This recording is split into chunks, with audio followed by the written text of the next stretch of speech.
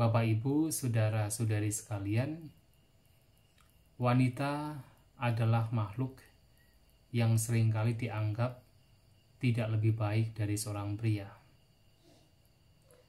Anggapan seperti ini tidak hanya berkembang di tengah-tengah masyarakat, tetapi juga seringkali kita temukan bahkan di dalam kehidupan beragama. Wanita dianggap lebih rendah dari seorang pria. Lantas, bagaimana pandangan agama Buddha terhadap keberadaan status orang wanita? Mari kita melihat bersama-sama, membahas beberapa sutta, beberapa khotbah Sang Buddha berkaitan bagaimana Sang Buddha, bagaimana agama Buddha melihat status seorang wanita. Secara singkat, dapat dikatakan bahwa dalam agama Buddha, seorang wanita mendapatkan tempat yang layak, tempat yang sesuai. Dan bahkan, seorang wanita bisa menjadi lebih baik daripada seorang pria. Salah satu sutta yang menarik yang berkaitan dengan bagaimana Sang Buddha melihat status seorang wanita adalah Mallika Sutta. Sutta ini terdapat di dalam Samyutta Nikaya yang menceritakan bagaimana pada saat Raja Pasenadikosala bertemu dengan Sang Buddha, lantas kemudian ada seseorang yang datang pada sang raja dan mengatakan, memberikan berita bahwa anak telah lahir dari permaisuri Raja Pasenadikosala. Tetapi dikatakan bahwa yang lahir adalah seorang perempuan. Sang raja begitu kecewa mendengar bahwa yang dilahirkan oleh istrinya, permaisurinya adalah seorang wanita. Sedangkan dia berharap dia mendapatkan seorang putra. Nah, melihat demikian, Sang Buddha yang pada waktu itu sedang berhadapan dengan Raja Pasenadikosala lantas mengucapkan syair yang menunjukkan bahwa seorang wanita bisa lebih baik dari seorang pria. Sang Buddha mengatakan, iti pihi ekajia seya posa janapita. Bahkan seorang wanita bisa menjadi lebih baik dari seorang pria. Medalvini silawati sasudewa padibata. Kalau dia memiliki 4 kualitas. Yang pertama adalah medawini. Medawini artinya adalah bijaksana. Yang kedua adalah silawati. Dia adalah seorang yang bermoral. Yang ketiga adalah sasudewa, seorang wanita yang menghormati mertuanya. Dan yang keempat adalah patibata, atau seorang wanita yang berbakti kepada suami dan juga kepada keluarga. Dan ini menarik sekali. Sang Buddha melihat bahwa manusia itu menjadi baik, menjadi buruk itu bukan karena kelahiran, bukan karena status dia seorang pria atau seorang wanita, tetapi melihat dari sisi perbuatan orang demikian. Walaupun dia seorang wanita, kalau dia adalah seorang yang bijak, seorang yang bermoral, seorang yang mau menghormati mertua, dan dia adalah seorang yang berbakti, maka bahkan wanita tersebut dikatakan lebih baik dari seorang pria. Dan juga dalam khotbah lain, Sang Buddha juga mengatakan bahwa dalam kehidupan antara suami dan istri, ada kalanya seorang suami tidak lebih baik dari seorang istri. Seperti misalnya, ada satu pasangan yang disebut sebagai Cawo Dewi. Cawo adalah seorang suami yang tidak bermoral, seorang suami yang tidak baik, sedangkan istrinya adalah seorang istri yang baik, seorang istri yang bermoral. Artinya pasangan demikian antara suami dan istri itu menjadi lebih baik. Dalam khotbah lain, Sigalo Wada Sutta, Nah, dalam Sigalowada Sutta ini ada beberapa tugas yang harus diberikan seorang istri kepada suami.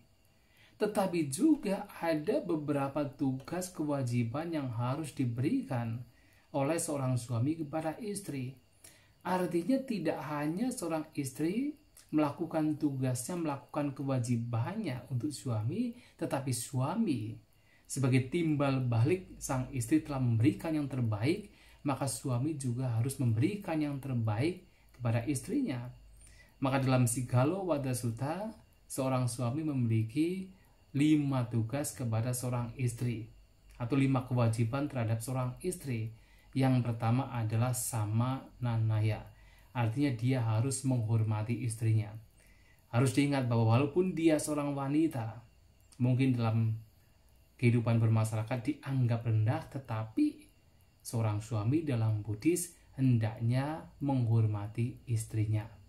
Nah, yang kedua, anawamanaya, adalah bahwa seorang suami harus tidak merendahkan seorang istri. Dan yang ketiga, anati cariyaya, seorang suami harus setia dengan istri. Dan ini penting sekali, karena banyak sekali kehidupan berumah tangga hancur karena suami ataupun istri tidak setia. Nah, kemudian seorang suami juga harus isarya wasagena, artinya harus memberikan kekuasaan kepada istrinya untuk mengatur rumah tangga, untuk mengatur yang ada di rumah.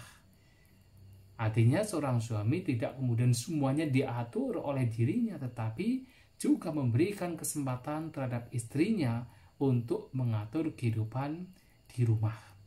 Dan yang kelima, seorang suami juga mempunyai tugas, mempunyai kewajiban untuk memberikan perhiasan kepada istrinya, alangkara nupaddanena, memberikan perhiasan terhadap istrinya. Nah, di sini kita bisa melihat bahwa seorang istri atau seorang wanita dalam hal ini mendapatkan beberapa privilege, mendapatkan beberapa hak yang sepantasnya diperoleh dari seorang suami. Sehingga di sini kita bisa melihat bahwa seorang wanita juga mendapatkan tempat yang sesuai di dalam kehidupan berkeluarga. Bahkan dalam kehidupan spiritual, tidak hanya seorang pria yang mampu mengembangkan batinnya untuk mencapai tingkatan-tingkatan kesucian, tetapi seorang wanita dalam sejarah Buddhis banyak sekali yang juga mencapai tingkatan-tingkatan kesucian, baik mereka yang berumah tangga maupun mereka yang hidup sebagai seorang bhikkhuni. Sebagai contoh, sebagai seorang berumah tangga, misalnya Visakha adalah seorang wanita yang telah mencapai kesucian Sotapanna. Demikian pula Kujutara, seorang wanita yang juga mencapai kesucian Sotapanna. Dan sebagai seorang bhikkhuni banyak sekali para bhikkhuni yang juga mencapai tingkatan kesucian. Tidak hanya tingkatan kesucian Sotapanna, Sakadagami, Anagami, tetapi juga banyak yang mencapai tingkatan kesucian Arahat. Seperti misalnya Bhikkhuni Mahapajapati Gotami, Bhikkhuni Khema, Bhikkhuni Upalawana, Bhikkhuni Pattacara, Bhikkhuni Dhammadina, dan masih banyak yang lain. Dan tidak hanya para bhikkhu yang mendapatkan julukan seperti yang terunggul di dalam kebijaksanaan, yang terunggul di dalam kekuatan gaib dan seterusnya, bahkan banyak juga para bhikkhuni yang oleh Sang Buddha dikatakan mempunyai keunggulan. Misalnya Bhikkhuni Khema dikatakan oleh Sang Buddha adalah yang terunggul di dalam kebijaksanaan di antara para bhikkhuni lainnya. Atau Bhikkhuni Upalawana dikatakan yang terunggul di dalam kekuatan gaib di antara para bhikkhuni lainnya. Atau misalnya lagi Pattacara adalah bhikkhuni yang dianggap oleh Sang Buddha, yang dijuluki oleh Sang Buddha sebagai yang terunggul di antara bhikkhuni lainnya di dalam Vinayadhara atau yang memahami Vinaya. Dan juga tidak hanya para bhikkhu yang juga mempunyai kesempatan untuk membabarkan dhamma, bahkan para bhikkhuni dan juga para berumah tangga upasika, yaitu para perempuan juga mendapatkan kesempatan ketika mereka memahami dhamma dengan baik untuk membabarkan dhamma. Sebagai contoh, salah satu bhikkhuni yang dikatakan terunggul sebagai dhamma katika atau sebagai pembabar dhamma adalah bhikkhuni Dhammadina. Nah, salah satu khotbah yang penting, yang menarik berkaitan dengan bhikkhuni Dhammadina terdapat di dalam Jula Vedala Sutta. Nah, ini menunjukkan bahwa seorang wanita dalam pandangan agama Buddha mendapatkan tempat yang layak. Seorang wanita bisa menjadi lebih baik dari seorang pria apabila dia mempunyai kebajikan, mempunyai kebijaksanaan, mempunyai keunggulan di dalam hal-hal yang baik.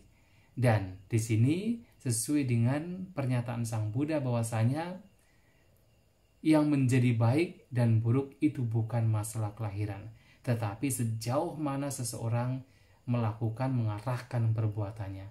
Ketika seseorang baik perempuan ataupun pria melakukan yang terbaik dalam perbuatan, tentu dia dikatakan sebagai baik. Dan kalau seseorang, apakah itu pria atau perempuan, kalau melakukan kejahatan, dia dikatakan sebagai orang yang jahat.